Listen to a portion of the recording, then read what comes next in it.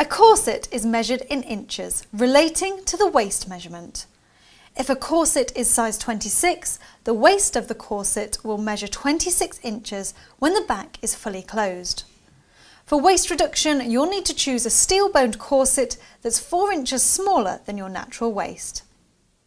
To find the right size for you, measure yourself around the slimmest part of your torso in inches and write this number down. If you're very tall or prefer a corset which sits over the hips, you may want to measure your torso from the bust to hip bone to ensure that the corset is long enough for you. Take 4 inches off your waist measurement to find your corset size. For example, Plum has a natural waist measurement of 28 inches. Therefore, she should wear a 24-inch corset. Here we're demonstrating with the classic satin overbust steel-boned corset.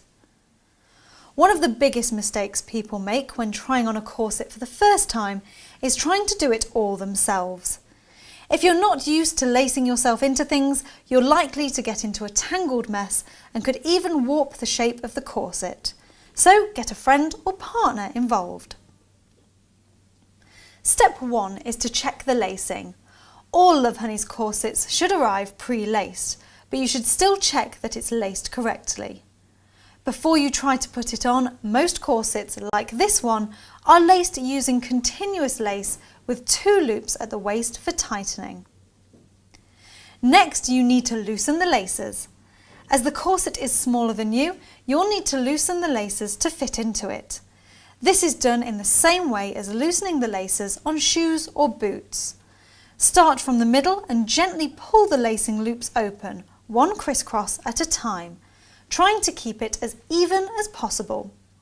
Then you can shuffle the corset up and down like so. Inside most corsets, you'll find an excess piece of fabric called a modesty panel.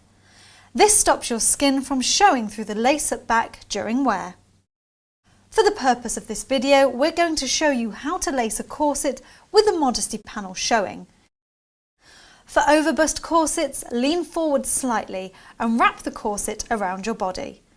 Doing this encourages any excess skin to be drawn to the front of your body, creating an impressive bust and a smooth back.